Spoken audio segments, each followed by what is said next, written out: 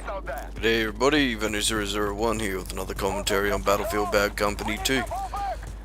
Bringing you Arica Harbour again, and you're probably saying to yourself, oh no, not another Arica Harbour, but it is my favourite map, and this match was kinda special. You'll see what I mean later on. Maybe not special to you, but it was pretty special to me, and thought I'd just put it up. I think I might have talked about this base a few other times, but there's a couple of other things I might not have pointed out that I will point out in this video. I mean, it's getting towards the end of the Bad Company cycle, I guess, with Vietnam coming out. Not many people probably will be going on to back to Bad Company. They'll be playing a lot of Vietnam for a few months at least. There'll be times people want to get off Vietnam and go and play Bad Company, but for the most part I could see myself cranking Vietnam for a few months at least. I have to say it, my mates and I actually went over and played Medal of Honor for the last 2 nights, because on hardcore at least the games have just been pathetically slow.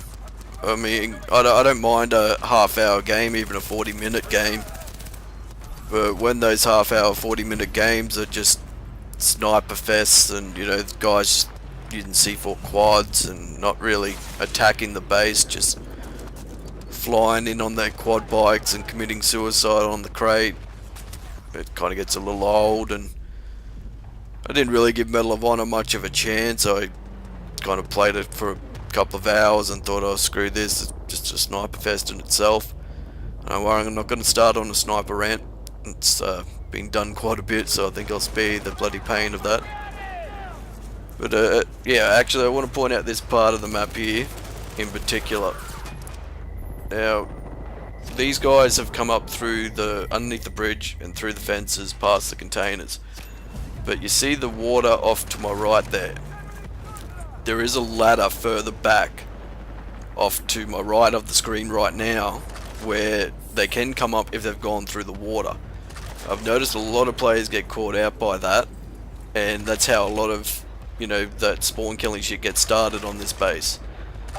Actually don't know what I was doing there. I'm picking up kit after kit. I don't know what I was thinking. I picked up the MG3 there. He's got a 4x scope on it, which is not very good for an MG3 with the amount of recoil it has, especially at long range. Burst firing it might not be too bad. I got caught out by a guy right here. I got a mine kill from a mines I was laying at the start of the match there. I got caught out by that guy. Just looked the wrong way at the wrong time, mate. But yeah, that water side of the harbour is what you really do have to watch out for when you're defending here. I don't think I really covered that in the last video I've done of this part. As you can see, got my mate Constantius here with me at the moment. We're just having a bit of a sweep around the yellow rim building. Remember how I said, you know, give the buildings names and that? Well, them buildings that can be destroyed on this base have yellow rims around them. Yellow railings, I should be saying. We just say yellow rim, you know. It's yellow railings go around the top there, that's how we distinguish them. But a lot of these guys find their way around the back and set up around the truck there and in the containers. Can create quite a bit of spawn killing. So it's something to watch out for. I don't think I actually go over to where the ladder is, but it's just off behind me to my right. Pretty much near the second crane there, where you can come up. There's a set of boxes there that should be watched. I mean, you don't have to sit on top of them, but you should watch out for them.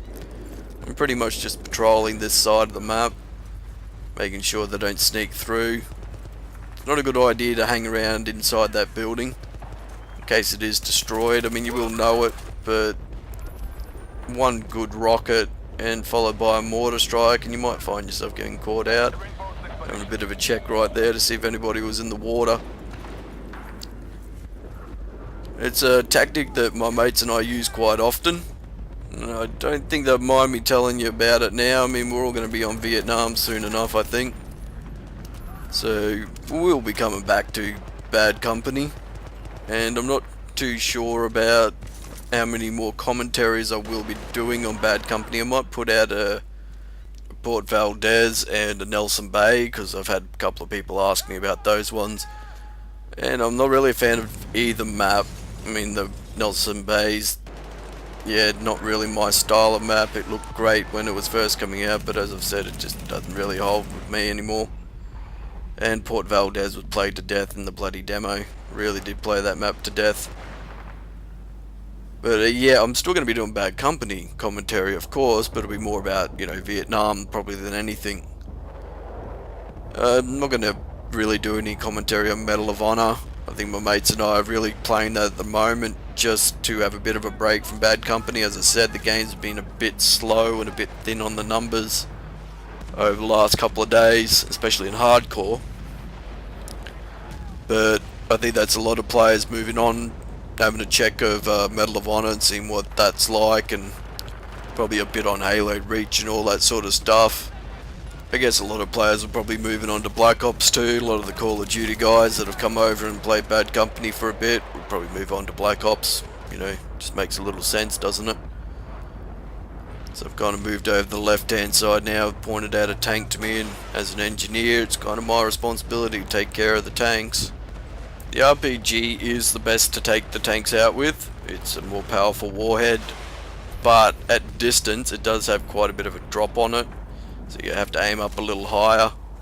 And also the reload speed's not that great, it's very slow. Just making sure that the bailer, if there was a bailer over there, he wasn't getting away. I've chucked a grenade on the wreckage. So put the red dot sight on the Uzi now. Kind of hip firing a bit and missing my target sometimes, so I thought I'd put a red dot on, make it a bit easier for myself. Oh, there we go. And there we go. Level 50. Level 50. Yeah, big fucking deal, eh? Yeah, I was happy about that. I knew it was coming. The game before, we were on another map, and I said, oh, I don't want to get my level 50 on this map. So when we played Arica Harbour. So if you've been watching my videos, you'll probably notice I do a lot of floating, I guess you could call it. I don't stay in one particular spot. I'm not really a camper. I like to move around, and yeah, if someone needs me on that side, at least I'm always halfway between each side, you know. I can move around a lot quicker than camping in one corner and watching one sector of the map. I'm just taking a second here to make sure no one has moved around on that right hand side. Always like to shoot the red barrels, I do. Bit of a red barrel fetish, I guess you could say. Don't mind it. If I see one, man, I just can't help but shoot it. I like the explosions, I guess. Yeah, just making sure no one's running across, because they got B armed then, so there's probably some guys hanging around, and really want to make sure we're not going to get ambushed when I start moving back over that side. Now, there's really no reason to be running up onto the train tracks. My mates and I, we don't worry too much about A. I mean, if A goes, it's no real big deal. It's a lot wiser to move back towards B as quick as you can, in case those guys have come through the water, and then you're caught out being all the way up at A and trying to run back to defuse B while trying to defeat the enemies that have made it in. A sneaky little spot for those guys to hide. You really have to watch those shipping containers. Just having to check, see if any snipers got up on the roof there. If you're getting sniped constantly down here too, it's probably coming from the 3 stories back at the town. I don't know why anybody would sit all the way back there and play the game when most of the action's happening down here. But, you know, each his own, mate. Can't be whinging and bitching constantly about it. Got to get over it at one point. Yeah, your tanks and the UAV are the real bigger worries on this part of the map, because the UAV station is so far back, it's very hard to go back up there and get the guy who's sitting on it. And the tanks coming down have to be taken care of as quick as possible, or they'll just completely destroy you in your spawn. And then someone's just got to waltz in from A and grab the crate. A lot of the guys set up around the train tracks up there, and probably a lot of snipers too. I spotted the UAV coming in right now. It's a real little bastard, that thing. I'm not a real fan. It's so hard to hit sometimes. Just want to quickly mention too, something that's been bothering me over the last few days is the amount of team killing going on in hardcore. I don't know if it's because the game's getting a bit long in the teeth and people are getting a bit bored or whatever, but I've come across one guy over the last few days that had 5,000 team kills. I'm not going to mention his name because, you know, just boost his ego, I guess. But, yeah, and tonight I was playing and some guy was actually letting his teammates get into the helicopter on Valparaiso, whatever the fuck it's called, and C4ing it after they've taken off. And he was doing it constantly, eh?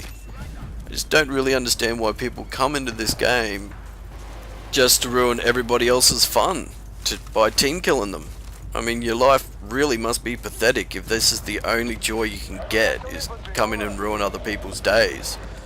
You really must be a pathetic piece of shit, man. So, yeah, that's about all I really wanted to say about that. Just get a life, eh?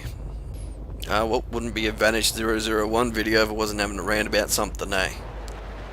But anyway, I should sum up everything that's going to be happening in the next few weeks. Might be focusing a bit more on montages.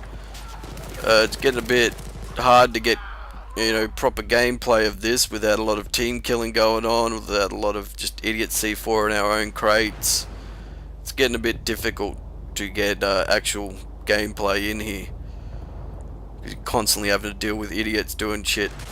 But I'll be probably doing a few more montages. I will be still doing commentary, as I said. I'll put a Port Valdez and Nelson Bay. And if you got any other requests, you know, just leave me a comment in the comment box, eh? I don't mind. Even you send me a personal message. One more thing too. Some guy sent me a message on, left me a comment in one of my videos, saying that I didn't respond to his message on Xbox Live, so he unsubbed me. Now when I'm playing on Xbox, I don't have my notifications on because I don't like shit popping up while I'm capturing. It gets in the way. Yeah, so I'm not really going to apologise for not responding to people's messages because I don't see them when they pop up. And if I do see it, I'm probably in a game, you know, checking to join a squad or something like that, you know, split up our squads and whatever.